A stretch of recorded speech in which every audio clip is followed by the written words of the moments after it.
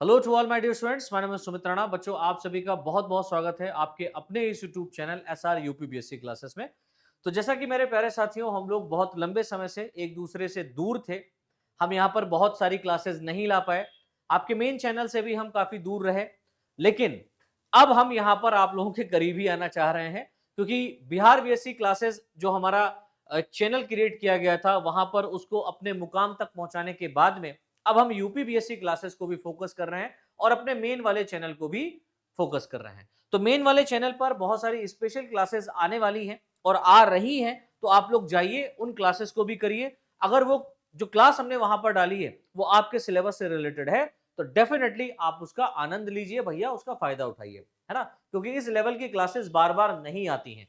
अच्छा, आप second semester में आ गए हैं, फर्स्ट सेमेस्टर आपने अपना पूरा कर लिया है, एग्जाम आपके हो चुके हैं। अब आप सोच रहे हैं कि हम सेकेंड सेमेस्टर में और भी बेहतर तरीके से कुछ करें। तो बच्चे, मैं आपको बताना चाहता हूं कि हो सकता है कि आप जिस यूनिवर्सिटी से हैं उस यूनिवर्सिटी में सेकेंड सेमेस्टर का एमसीक्यूज लेवल का, यानी कि मल्टीपल चॉइस क्वेश्चन आंसर आपके पूछे जाते हो। लेकिन किसी किसी यूनिवर्सिटी में आपका थ्योरी बेस्ड ही यहाँ पर जो है ना क्वेश्चन आते हैं, लिखने के लिए आते हैं। हालांकि रिटन दोनों ही पेपर हैं, लेकिन आपको थ्योरेटिकल बेस है या आपका मल्टीपल चॉइस है, ये डिपेंड करेगा उस यूनिवर्सिटी पर कि वो क्या करा रही है ना। तो कहीं कहीं पर यहाँ पर मल्टीपल चॉइस में भी आते हैं, तो हमारे यहाँ पर मल्टीपल चॉइस का ही होता है, तो हम दोनों लेकर के चलेंगे। तो दिक्कत इस बात का नहीं है कि आपको क्या पढ़ना है। यहाँ पर देखिए, मल्टीपल चॉइस आप तभी क्लियर कर पाओगे बच्चा, है ना, एमसीक्यूज क्वेश्चन को तभी आप सॉल्व कर पाओगे, उसको हिला पाओगे, जब आपका बेसिक और आपके कॉन्सेप्ट क्लियर होंगे। और बेस और कॉन्सेप्ट को ये क्लियर करने आ रहा है कौन? यूपी बीएससी क्लासेस के ऊपर आपका अपना भाई, है ना, आपका अपना सर सुमित राणा।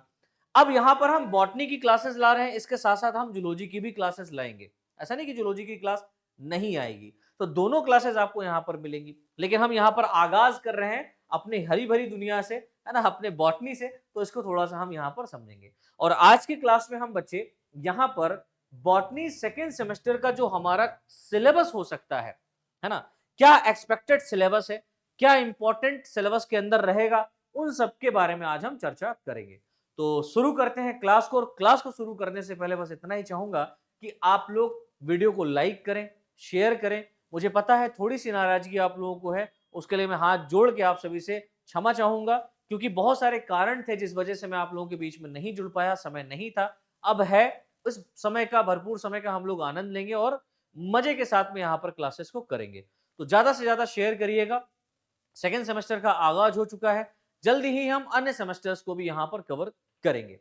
चलिए शुरू करते हैं क्लास को। और क्लास शुरू करने से पहले आपको बताना चाहूंगा कि जो पेपर है आपका, ये है बच्चा आपका आर्चिगोनिएट और प्लांट आर्किटेक्चर के ऊपर पूरा का पूरा ये बेस्ड है ना।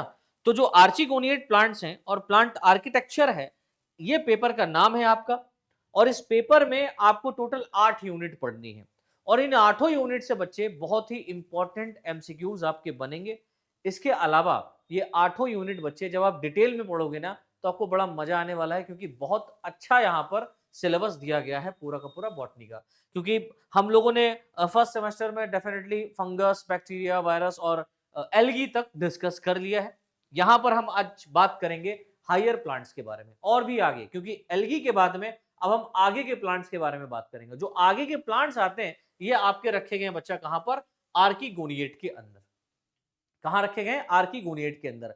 और ब्रायोफाइट्स और टेरिडोफाइट्स की अगर अपन लोग बात करें, तो ब्रायोफाइट्स को बहुत ही ज्यादा लेवल पर आप आर्किगोनिएट्स कह सकते हो, और टेरिडोफाइट्स को भी आप आर्किगोनिएट कह सकते हैं, है ना, क्योंकि ये तीनों ही आपके यहां पर आते हैं, ब्रायोफाइट, टेरिडोफाइट और आप जिम्नोस्पर्म्स की भी अगर बात कर लें। तो यहां पर अगर हम बात करते हैं आर्किगोनिएट और ब्रायोफाइट की, तो आर्किगोनिएट कहने का मतलब क्या होता है, इस पे हम जरा चर्चा करें।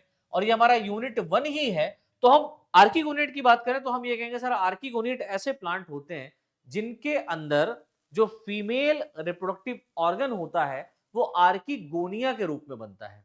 किस रूप में बनता है? आर्किगोनिया के रूप में बनता है। और इस आर्किगोनिया के अंदर क्या होता है बेटा? एक एग सेल होता है, एक एग सेल होता है, और ये एग सेल यहां पर सेफ रहता है। और जो मेल प्लांट होगा या मेल पार्ट होगा या मेल सेक्स ऑर्गन होगा, उससे एंथ्रोजॉइड डेवलप होगा, और पानी की सहायता से ये एंथ्रोजॉइड इस आर्चिगोनिया के अंदर एग को फ्यूज करेगा। तो आर्चिगोनिएट कहने का मीनिंग ही हो गया कि ऐसे प्लांट जिनको रिप्रोडक्शन के लिए किसकी रिक्वायरमेंट हो, पानी की आवश्यकता हो। बिल्कुल सही बात है। किसकी आवश्यकता पड़ रही है?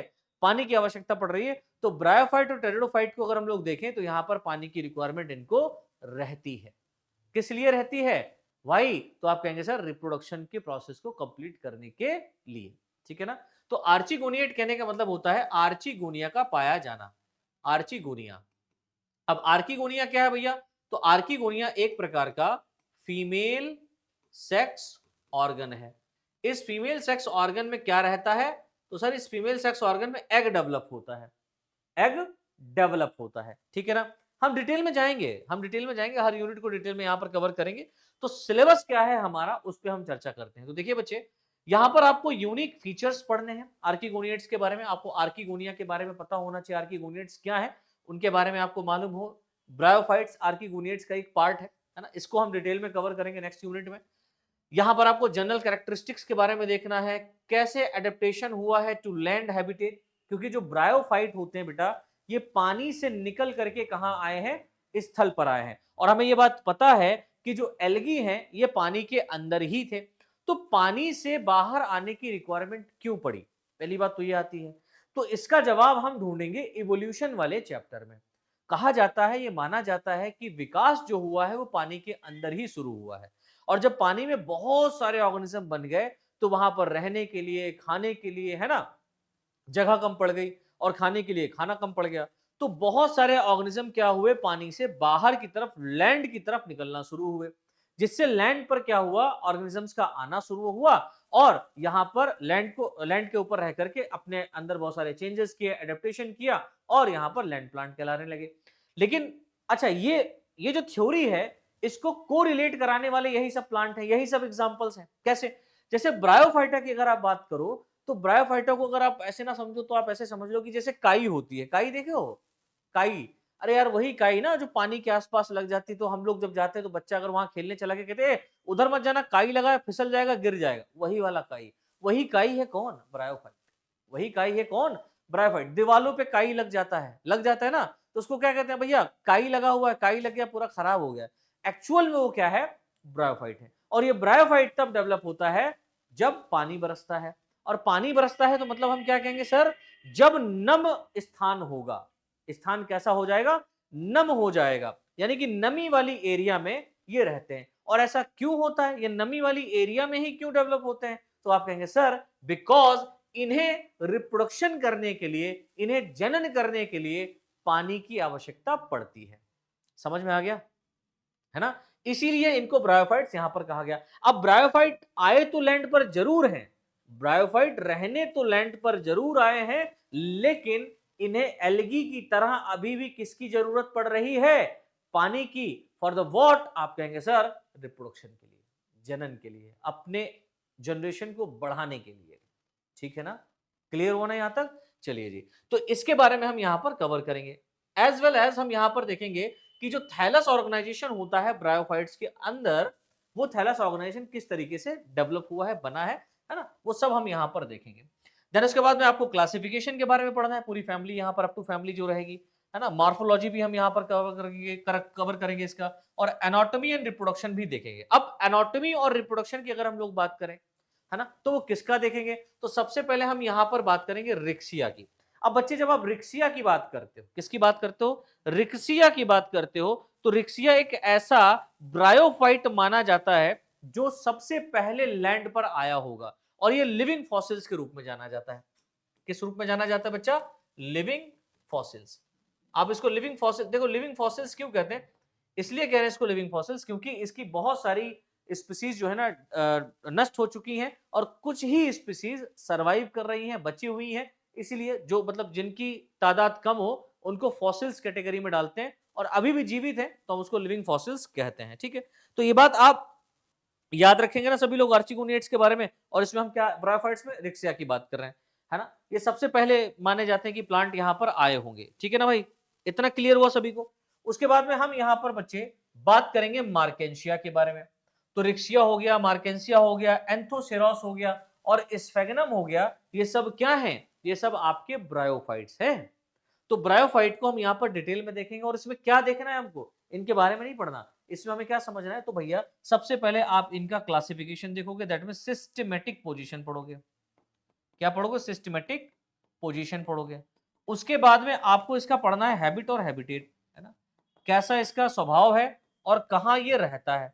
तो हैबिट हैबिटाट के बारे में आपको पढ़ना है।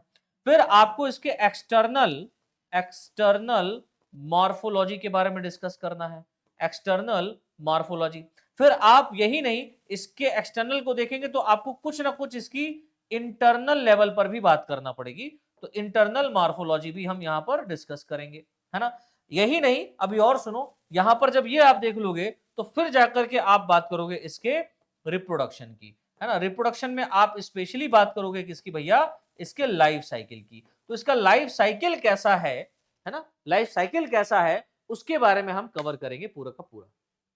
तो यूनिट बड़ी है भाई, याद रखना, डिटेल में पढ़ोगे तभी एमसीक्यूज आपके हिलेंगे। और प्रीवियस ईयर जो एमसीक्यूज पूछे गए हैं उसी से रिलेटेड हम यहाँ पर एमसीक्यूज का प्रैक्टिस भी करेंगे।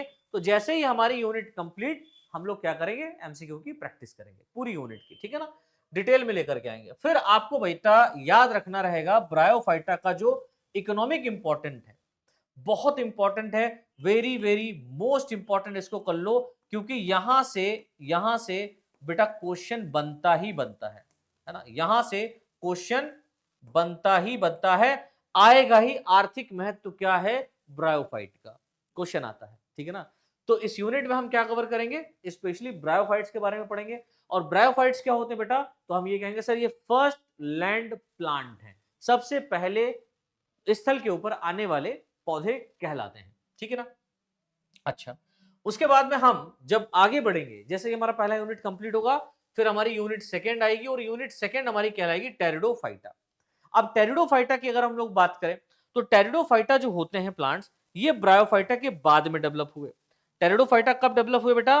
ब्रायोफाइटा के बाद डेवलप हुए। और टेरिडोफाइटा की अगर हम लोग बात करें तो टेरिडोफाइट्स ऐसे प्लांट्स होते हैं जो, जैसे हमने बात करी ब्रायोफाइट्स की, तो ब्रायोफाइट्स कैसे प्लांट है बच्चा? तो हम कहेंगे ये फर्स्ट लैंड प्लांट है भैया, सबसे पहले भूमि पर ये आए थे।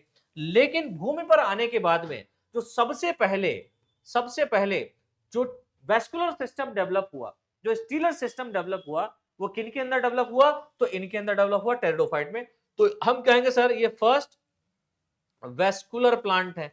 तो वेस्कुलर प्लांट कहने का मतलब समझते हो बेटा? आप लोग पढ़ के आए होगे ना, जिनके अंदर जाइलम, है ना, और फ्लोएम, क्या? जाइलम और फ्लोएम पाया जाता हो, जिनके अंदर जाइलम और फ्लोएम पाया जाता हो, ये क्या कहलाते हैं? वेस्कुलर प्लांट्स कहलाते हैं। तो सबसे पहले जाइलम और फ्लोएम कहां पाया गया? तो आप कहेंगे सर टेरिडोफाइट्स में पाया गया। तो एक इवोल्यूशनरी प्रोसेस के थ्रू हम पूरा का पूरा यहां पर क्या कर रहे हैं बेटा? प्लांट्स के बारे में डिस्कस करेंगे इवोल्यूशनरी प्रोसेस के थ्रू। अब इसमें क्या पढ़ना है? तो इसमें आपको जनरल कैरेक्टर्स देखने हैं भाई टेरिडोफाइट के। अर्ली लैंड प्लांट्स ये कहलाते हैं। तो राइनिया यहाँ पर जो है वो एक अर्ली लैंड प्लांट के रूप में माना जा रहा है ना, राइनिया अर्ली लैंड प्लांट के रूप में माना जा रहा है। क्लासिफिकेशन हम यहाँ पर देखेंगे, अप टू फैमिली पूरा डिटेल में यहाँ पर देखेंगे एग्जांपल्स के साथ में। अच्छा, यहाँ पर एक पॉइंट है हेट्रोस्पोरी, क्वेश्चन भर भर के पूछा जाता है, व्हाट इज हेट्रोस्पोरी? तो हेट्रोस्पोरी में आपको ये बात याद रखनी रहेगी कि मेगा स्पोर और माइक्रोस्पोर का बनना, है ना, मेगा स्पोर बनने माइक्रोस्पोर बनने वो हेट्रोस्पोरी कहलाता है। सीड हैबिटेट भी यहीं से डेवलप हुआ। जब मेगा स्पोर माइक्रोस्पोर बना तो सीड हैबिटेट यानी सीड का बनना भी यहीं से शुरू हो गया था, ठीक है ना। और स्टीलर इवोल्यूशन बहुत इंपॉर्टेंट है भैया, यानी कि जाइलम और फ्लोएम यहां पर डेवलप हुआ। कैसे डेवलप हुआ? तो प्रिमिटिव टाइप का ही होगा डेफिनेटली। हम लोग जब हायर प्लांट्स में जाएंगे तो वहां पर हायर लेवल का रहता है, लेकिन यहाँ पर प्रिमिटिव लेवल का होगा। उसके बाद में टेरिडोफाइट का आपको क्या पढ़ना है? इकोनॉमिक इंपॉर्टेंट पढ़ना है, याद रखना, और ये हमारी यूनिट कंप्लीट हो जाएगी। तो इतना सारा सब कुछ आपको यहाँ पर डिटेल में पढ़ना है ना। चलिए जी आगे बढ़ते हैं, और आगे बढ़ेंगे तो हमारी यूनिट थर्ड आ जाएगी। और यूनिट थर्ड चिल्ला चिल्ला के कहती है मेरा नाम है जिम्नोस्पर्म, मेरा नाम है जिम्नोस्पर्म, और मुझे लोग कहते हैं अनावृत बीजी पौधे। क्या कहते हैं? अनावृति। अनावृति मतलब बिना आवृत्ति वाले पौधे, बिना आवृत के वाले पौधे, मतलब ऐसे पौधे जिनके अंदर बीज तो है लेकिन उस बीज के चारों तरफ कोई आवरण नहीं होता है ना। तो उसको हम क्या कहेंगे बेटा? जिम्नोस्पर्म्स कहेंगे। अच्छा, जिम्नोस्पर्म्स ये टेरिडोफाइट से भी हायर प्लांट्स होते हैं, है ना, और ये सक्सेसफुल प्लांट माने जाते हैं ना। इनको हम क्या कहेंगे बेटा, first land successful successful plant. Land successful plant कौन है, जिम्नोस्पर्म है। टेरिडोफाइट नहीं, टेरिडोफाइट को भी रिक्वायरमेंट्स पड़ जाती है पानी की, है ना। तो फर्स्ट सक्सेसफुल लैंड प्लांट कौन है भैया, फर्स्ट सक्सेसफुल, सॉरी सक्सेसफुल नहीं होगा, फर्स्ट सक्सेसफुल, है ना, सक्सेसफुल जो लैंड प्लांट है बेटा वो जिम्नोस्पर्म ही है, क्योंकि ये सबसे पहले यहां पर मतलब टोटली ये डिपेंड हो जाते हैं कहां पर, लैंड के ऊपर, इन्हें पानी की रिक्वायरमेंट नहीं रहती। क्या क्या पढ़ना है इसमें, तो आप जिम्नोस्पर्म्स के यहां पर क्लासिफिकेशन और इसके डिस्ट्रीब्यूशन के बारे में पढ़ेंगे। यहां पर सेलियंट फीचर ऑफ साइकेडेल्स, है ना, इसके अंदर साइकस के बारे में पढ़ना है। जिंकोगेल्स, कोनीफेरल्स, है ना, और नीटेल्स, यहां पर ये कुछ क्लासेस रखी गई हैं, है ना। साइकेडेल्स हो गया, साइकेडेलीज हो गया, जिंको एलीज हो गया, जिंको एलीज भी इनको पढ़ते हैं, साइकोडेलीज, जिंको एलीज, कोनीफेरलीज, है ना, और निटेलीज, है ना, और इनके एग्जांपल्स आपको देखने क्या क्या इसके अंदर इंक्लूड किए गए हैं, है ना। तो इन सभी के बारे में, इन ऑर्डर्स के बारे में अपन को डिस्कस करना है। उसके बाद में हम बात करेंगे स्ट्रक्चर एंड रिप्रोडक्शन। आप इन सभी के अंदर जो इनका संरचना है और जो इनके अंदर जनन करने की प्रतिभा है, या जनन किस तरीके से हो रहा है, रिप्रोडक्शन कैसा हो रहा है, वो पढ़ेंगे। और क्या आर्थिक महत्व है जिम्नोस्पर्म्स का हमारे दैनिक जीवन में, मनुष्य के दैनिक जीवन में क्या आर्थिक महत्व, उसके बारे में कवर करेंगे। ठीक है, फोर्थ यूनिट जो हमारी है वो है पैलियोबॉटनी के ऊपर बेटा। फोर्थ यूनिट हमारी किस पे आ गई, पैलियोबॉटनी के ऊपर। पैलियोबॉटनी को हम लोग कहते हैं जीवाश्म विज्ञान, है ना। तो जीवाश्म विज्ञान में हम क्या पढ़ेंगे, यहां पर जो प्लांट्स हैं, जो प्लांट्स हैं जो फॉसिल्स के रूप में मिले हैं उनके बारे में पढ़ेंगे। जैसे जनरल अकाउंट्स आप साइकेडोफिलिकल्स की बात करें, है ना, तो साइकेडोफिलिकल्स में जो जनरल अकाउंट्स हैं, बहुत सारे यहाँ पर ऐसे प्लांट्स हैं साइकेडोफिलिकल्स में जो विलुप्त हो चुके हैं, उनके फॉसिल्स मिले हैं, है ना। उसके बाद में बेनिटेटल्स की बात करें, है ना, बेनेटिटेल्स की बात करें, और कॉर्डिटेल्स की बात करें, कॉर्डिटेलीज की बात करें, कॉर्डिटेल्स की बात करें, तो यहां पर आप इनके बारे में देखेंगे। अच्छा, जियोलॉजिकल टाइम स्केल एक बहुत इंपॉर्टेंट टॉपिक यहां पर ये माना जाता है। जियोलॉजिकल टाइम स्केल के अंदर जब हम पढ़ेंगे तो यहां पर ये देखेंगे कि इवोल्यूशन कैसे हुआ है प्लांट का, है ना, इवोल्यूशन कैसा हुआ है प्लांट का, किस लेवल पर इवोल्यूशन हुआ है। उसके बाद में brief account of process of fossilisation, जो फॉसिलाइजेशन है उसके प्रोसेस के बारे में हम यहां पर देखेंगे कि इंप्रेशन कैसे है ना, इंप्रेशन कैसे होता है, पेट्रिफिकेशन कैसे होता है, ये सारा का सारा क्या रहता है बेटा, फॉसिलाइजेशन के बारे में हमको यहां पर ज्ञान देता है कि भैया हम इसके अंतर्गत इन सब चीजों के बारे में, इंप्रेशन हो गया, है ना, आप कंप्रेशन की बात कर लें, पेट्रिफिकेशन की बात कर लें, तो ये फॉसिल्स के टाइप की बात हो जाएगी। Type of fossil and study technique, आप कैसे इसको स्टडी करोगे, आप किसी प्लांट को लेकर के आए तो किस मेथड की कार्बन डेटिंग हो गया, है ना, किस लेवल पर आप किस तरीके से आप फॉसिल्स के बारे में स्टडी करेंगे, ठीक है ना। तो ये सब जो है ना आपको इसके अंतर्गत पढ़ना रहेगा। और यही नहीं, इसमें आपको यह भी पढ़ना है कि इंडिया के अंदर, है ना, हमारे भारत देश के अंदर कुछ ऐसे फेमस पेलियोबोटनिस्ट भी रहे हैं। जैसे हम बीरबल साहनी की बात करें तो बीरबल साहनी साहब के ऊपर आपको पूरा का पूरा एक डिटेल्ड फॉर्म पढ़ना है। इनका बहुत बड़ा रोल रहा है ना, पेलियोबोटनी के अंदर बहुत बड़ा कंट्रीब्यूशन रहा है बीरबल साहनी का। तो यहां से क्वेश्चन आपका एक बनता है, और बीरबल साहनी के ऊपर एक क्वेश्चन आता भी है, एमसीक्यूज में भी आएगा, या शॉर्ट नोट या लॉन्ग क्वेश्चन के रूप में आपका इनके जीवन परिचय, इसके बारे में इन्होंने क्या काम किया उस पर लिखने के लिए आता है। तो हम डिटेल में डिस्कस करेंगे। फिफ्थ यूनिट की बात करें बेटा, तो फिफ्थ यूनिट हमारी हो गई एंजियोस्पर्म्स, जो एंजियोस्पर्मिक प्लांट है उनकी बात करेंगे। इनकी मॉर्फोलॉजी यहां पर देखेंगे, जैसे stem, root, leaf, flower, inflorescence, इस सब के बारे में हम फिफ्थ यूनिट में कवर करेंगे। यानी कि सबसे एडवांस जो प्लांट है ना, हायर और सबसे एडवांस प्लांट वो हमारे एंजियोस्पर्मिक प्लांट है, दैट मींस आवृत बीजी पौधे हैं। और इन आवृत बीजी पौधों के बारे में हमको यहां पर इनकी मॉर्फोलॉजी के बारे में पढ़ना है, किस तरीके का मॉडिफिकेशंस यहां पर रूट में देखने को मिला है, स्टेम में देखने को मिलता है, लीफ में देखने को मिलता है, बड में देखने को मिलता है, वो हमें यहां पर कवर करना है। करना है कि नहीं करना है भाई, आप रूट का मॉडिफिकेशन देख लो, पोटेटो देख लो, आलू, है ना, जिंजर देख लो, आप स्टेम की बात कर लें, है ना, रूट हो गया, स्टेम हो गया, लीफ हो गया, और बड हो गया, इनका मॉडिफिकेशन कैसा हुआ है हम डिटेल में जाएंगे वहां पर, अभी थोड़ा थोड़ा बस कवर कर रहे हैं।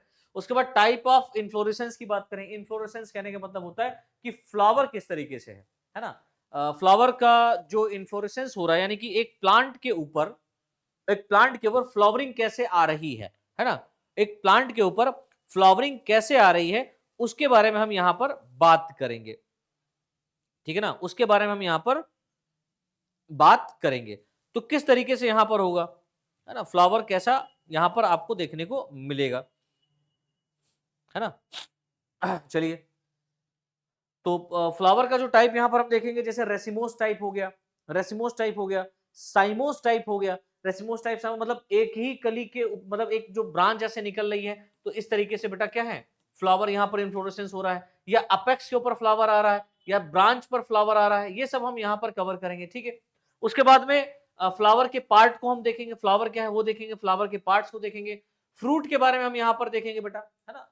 जो फ्रूट है वो फ्लावर से ही बनता है, तो ओवरी जो होती है वही फ्रूट का फॉर्मेशन करती है। और टाइप ऑफ प्लेसेंटेशन, यानी कि इसके अंदर जो ओव्यूल हैं वो किस लेवल के आपके मिल रहे हैं। अच्छा, उसके बाद में आपको definition and type of seed के बारे में भी बात करनी है, तो सीड के डेफिनेशन और टाइप के बारे में भी आपको यहां पर बताना रहेगा। ठीक है ना? तो फिफ्थ यूनिट हमारी काफी इंपॉर्टेंट हो जाती है इस दृष्टिकोण से, क्योंकि यहां से बहुत सारे एमसीक्यूज आपके बनते हैं, है ना? चाहे वो नीट लेवल हो, पीजीटी हो, टीजीटी हो, कोई भी हो, आपका बीएससी का क्यों ना हो, क्वेश्चन बनेगा। अच्छा, प्लांट एनाटॉमी की अगर हम लोग बात करें, ये 6 यूनिट काफी इंपॉर्टेंट ये भी है भैया।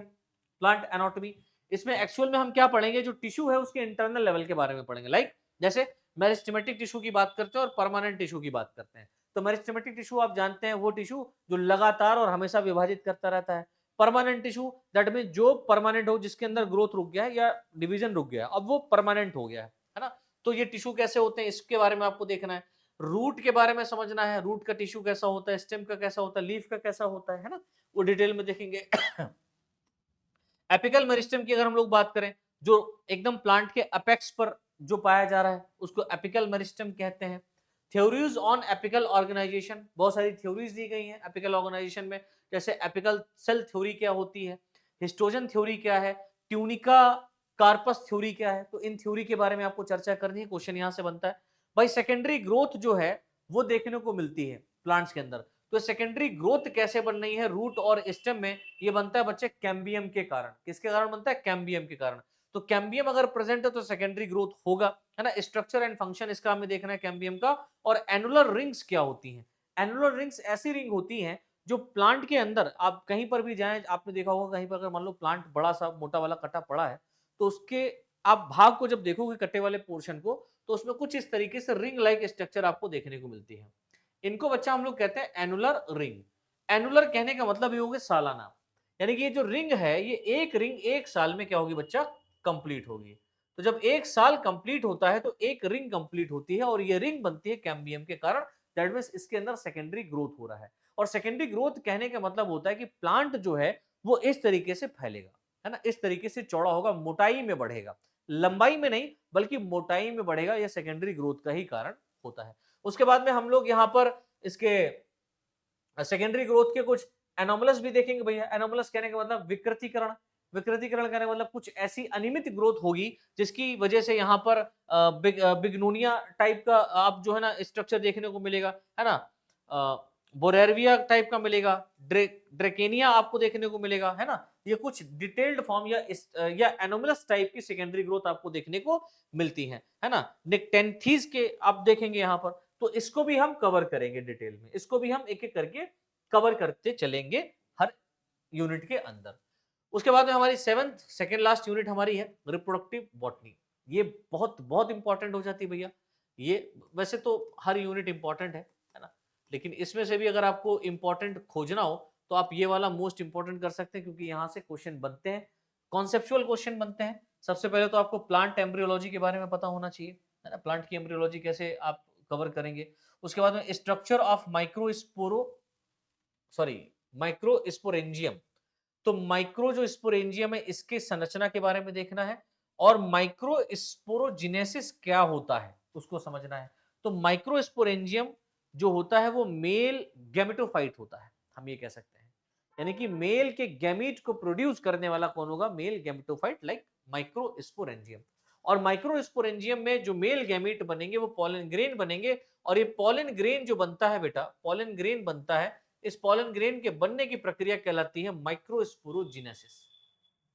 क्या कहलाती है? माइक्रोस्पोरोजिनेसिस। उसके बाद में हम स्ट्रक्चर ऑफ मेगास्पोरेंजियम देखेंगे, मेगास्पोरेंजियम एंड इट्स टाइप, और इसके प्रकार देखेंगे। और मेगास्पोरेंजियम में हम देखेंगे मेगास्पोरोजिनेसिस। दैट मींस मेगास्पोरेंजियम की अगर आप बात करें तो ये फीमेल रिप्रोडक्टिव ऑर्गन के रूप में मिलता है, और इसके अंदर मेगास्पोरोजिनेसिस होने से क्या बनता है? एग का निर्माण होता है। तो क्या होगा? एग का फॉर्मेशन होगा मेगास्पोरोजिनेसिस के द्वारा मेगास्पोरेंजियम के अंदर। आप यहां पर structure and type of female gametophyte भी देखेंगे। तो फीमेल गैमेटोफाइट का हमको स्ट्रक्चर और टाइप देखना है। उसके बाद में बेटा हम यहां पर जो पॉलन ग्रेन, जैसे माइक्रोस्पोरोजिनेसिस हुआ तो पॉलन ग्रेन बना, मेगास्पोरोजिनेसिस हुआ तो एग बना। तो ये पॉलन ग्रेन एग को कैसे फर्टिलाइज करेगा, उस फर्टिलाइजेशन से पहले वाले प्रोसेस को समझना है। दैट मीन्स हमें पॉलिनेशन के बारे में समझना रहेगा, है ना। पॉलिनेशन कई टाइप का होता है। एयर पॉलिनेशन हो सकता है, आपका वाटर पॉलिनेशन होता है, इंसेक्ट पॉलिनेशन होता है। तो इस पॉलिनेशन को क्या कहते हैं, उन सब के नाम आपको याद रखना रहेंगे। कैसे कैसे होता है, किससे किससे, चींटियों से भी होता है, एंट से भी होता है, तो उसको हम क्या बोलेंगे, है ना। तो वो पॉलिनेशन टाइप समझना है। पॉलिनेशन होने के बाद में मेथड ऑफ पॉलिनेशन आपको देखना है ना। फिर जर्मिनेशन ऑफ पॉलन ग्रेन। जब पॉलिनेशन होगा तो पॉलिनेशन क्या है, पॉलिनेशन में क्या होता है कि पॉलन ग्रेन का फीमेल गैमेटोफाइट पे पहुंचना, या हम यूं कहें पॉलन ग्रेन का एक फ्लावर से दूसरे फ्लावर के वर्तिकाग्र यानी स्टिग्मा पर पहुंचना पॉलिनेशन कहलाता है। तो ये हम समझेंगे आगे डिटेल में जब हम ये टॉपिक स्टार्ट करेंगे, यूनिट स्टार्ट करेंगे, ठीक है ना। और उसके बाद में आपको स्ट्रक्चर ऑफ मेल गैमेटोफाइट भी यहां पर देखना है। That means pollen grain germinate करेगा तो उसमें मेल गैमेटोफाइट कैसे उसका उसका संरचना रहेगा। फिर हम देखेंगे फर्टिलाइजेशन। फिर फर्टिलाइजेशन मतलब पॉलन ग्रेन जो होगा वो मिलेगा एग से, तो क्या कहलाएगा? फर्टिलाइजेशन कहलाएगा। अब फर्टिलाइजेशन होगा तो डाइकॉट और मोनोकॉट का जो एम्ब्रियो होगा वो कैसा होगा। डाइकॉट में और मोनोकॉट में जो एम्ब्रियो का डेवलपमेंट होगा या उसका स्ट्रक्चर होगा वो समझेंगे। एंडोस्पर्म क्या होता है बेटा, इसको समझेंगे। डबल फर्टिलाइजेशन क्या होता है ना। दोहरा निषेचन कहां मिलता है? दोहरा निषेचन आपको प्लांट्स में मिलेगा। और दोहरा परिसंचरण, परिसंचरण और निषेचन में कंफ्यूजन हो जाता है बच्चों को, कंफ्यूजन नहीं लाना। दोहरा निषेचन आपको पौधों के अंदर ही मिलेगा, और कहां मिलेगा? एंजियोस्पर्मिक प्लांट में मिलेगा, हाइयर प्लांट्स में मिलेगा। इसके अलावा ये कहीं और देखने को नहीं मिलता है। और दोहरा परिसंचरण ये हमारे हार्ट के अंदर होता है, मतलब जितने भी टेट्रापोड्स होते हैं या फोर चैम्बर्ड हार्ट वाले जो होते हैं एनिमल, उनके अंदर जो ब्लड सर्कुलेट होता है वो 2 बार एग्जिट 2 बार एंटर करता है। यानी एक बार ऑक्सीजनेटेड ब्लड आएगा, एक बार डीऑक्सीजनेटेड ब्लड आएगा और जाएगा, है ना। एक बार ऑक्सीजनेटेड ब्लड आएगा जाएगा, एक बार डीऑक्सीजनेटेड ब्लड आएगा जाएगा, कहां? हार्ट के अंदर यार। तो इसीलिए उसको दोहरा परिसंचरण कहते हैं। यहां पर डबल फर्टिलाइजेशन है। अच्छा, एपोमिक्सिस क्या है? मतलब बिना आप देखेंगे रिप्रोडक्शन के पूरा का पूरा फल तैयार हो जाएगा, है ना। पॉलीएम्ब्रियो, पॉलीएम्ब्रियोनी मतलब बहुत सारी बहुभ्रूणता यहां पर देखेंगे। बिना उसके जो है ना रिप्रोडक्शन के या बिना फर्टिलाइजेशन के पूरा का पूरा एम्ब्रियो यहां पर डेवलप हो जा रहा है ना। तो ये सब भी, ये सब कहां मिलेगा? ये सब प्लांट के अंदर मिलेगा। तो ये सब डिटेल में हमें यहां पर बच्चा कवर करना है। इसके बाद में हमारी लास्ट यूनिट जो है वो है पैलिनोलॉजी। कौन सी बेटा? लास्ट यूनिट हमारी 8वीं यूनिट कह रही है पैलिनोलॉजी है। अब पैलिनोलॉजी क्या है भैया? इसमें पॉलन ग्रेन के बारे में हम लोग डिस्कस करेंगे। स्पेशली किसके बारे में डिस्कस करेंगे? पॉलन ग्रेन्स के बारे में। जैसे पॉलन स्ट्रक्चर हो गया, है ना, पॉलन मार्फोलॉजी हो गया, पॉलन एलर्जी हो गया, पॉलन ग्रेन से एलर्जी हो जाता है। एप्लॉइड पैलिनोलॉजी कहां पर हम यूज करेंगे? बेसिक कॉन्सेप्ट्स क्या होते हैं इसके, है ना। पेलियो पैलिनोलॉजी क्या है? पेलियो पैलिनोलॉजी मतलब ये कुछ ऐसे पॉलन ग्रेन जो धसे हुए मिलते हैं, मिलते हैं फॉरेंसिक। अच्छा, फॉरेंसिक पैलिनोलॉजी के बारे में भी हम बात करेंगे, है ना। विदेशी पॉलन ग्रेन, है ना। एरोपैलिनोलॉजी, ये सब क्या है? ये डिटेल में हम डिस्कस करेंगे। रोल इन टेक्सोनोमिक एविडेंसेस, और पैलिनोलॉजी का आप देखेंगे टेक्सोनोमिकल एविडेंसेस भी हम यहाँ पर कवर करेंगे। मतलब कि जो इवोल्यूशन के दृष्टिकोण से हमने पॉलन ग्रेन्स आज की डेट में मिले हैं फॉसिल्स के रूप में, है ना, तो उसको पैलिनोलॉजी के अंदर ही हम पूरा कवर कर रहे हैं। पॉलन ग्रेन जो फॉसिल्स बन गए उनको भी हम यहीं पर कवर करेंगे। डिटेल में देखेंगे कि विदेशी पॉलन ग्रेन मतलब बाहर से कौन से पॉलन ग्रेन है, या क्या किस लेवल का किस क्षेत्र में पाया जा रहा है, वो सब यहाँ पर हिस्टोरिकल लेवल पर हम बात करेंगे। स्पेशली कहने का मतलब ये है, ठीक है। तो पैलिनोलॉजी भी आपका एक इंपॉर्टेंट टॉपिक है। इस पर हम इन सभी जितना भी यहाँ पर मटेरियल आपका दिया गया है या जो टॉपिक दिए गए हैं, इन सभी टॉपिक पर अलग से हम एक एक करके डिटेल में चर्चा करते हुए चलेंगे, ठीक है। तो इस तरीके से बच्चे ये आपका सेकेंड सेमेस्टर का बॉटनी का, और कहां का, उत्तर प्रदेश का, उत्तर प्रदेश का। और उत्तर प्रदेश में भी भैया किसका, जिस यूनिवर्सिटी में एनईपी लागू है ना, एनयूपी 2020, 2020 में जो न्यू एजुकेशन पॉलिसी के तहत सिलेबस डिजाइन किया गया था, है ना, सिलेबस जो डिजाइन किया गया था उनके लिए ये है। अगर आप लखनऊ यूनिवर्सिटी से हैं तो आपका सिलेबस मैच नहीं करेगा, क्योंकि सेकेंड सेमेस्टर वाली जो बात है वो आपका पढ़ना रहेगा फिफ्थ सिक्स सेमेस्टर में। याद रखना, बस क्या कर दिया गया सिक्स सेमेस्टर में, जो यहाँ पर, अब जाहिर सी बात है, यहाँ न्यू एजुकेशन पॉलिसी के आधार पर क्या किया गया, मोस्ट ऑफ यूनिवर्सिटी इसी तरीके का पढ़ा रही है, तो मेरी भी मजबूरी है इसी तरीके का पढ़ाने की। लेकिन अगर आप बेटा सेकेंड सेमेस्टर में हैं, आप लखनऊ यूनिवर्सिटी या कानपुर यूनिवर्सिटी से हैं, और आपके यहाँ पर ये मिल रहा है फिफ्थ और सिक्स सेमेस्टर में, तो ये आपके लिए बेनिफिशियल है, ठीक है ना। तो आप इस सिलेबस को मैच करो और सेकेंड सेमेस्टर को मतलब ना देख करके आप अपने सेमेस्टर के लेवल का इसकी तैयारी कर लो। और जहां जहां पर इस लेवल का ही सिलेबस दिया गया है, आपकी यूनिवर्सिटी में यही सिलेबस फॉलो हो रहा है, तो भैया वीडियो को लाइक करके शेयर कर दो और चैनल को कर देना सब्सक्राइब, क्योंकि यहां पर बहुत सारा वीडियो अब आपको मिलने वाला है। और सब्सक्राइब ही नहीं बल्कि बेल आइकन भी दबा देना, ठीक है ना बेटा। तो मिलते हैं हम लोग नेक्स्ट क्लास में, क्लासरूम के अंदर यूनिट के साथ में। तब तक के लिए आप सभी को जय हिंद, जय भारत, और वीडियो को लाइक शेयर और चैनल को सब्सक्राइब करना मत भूलिएगा।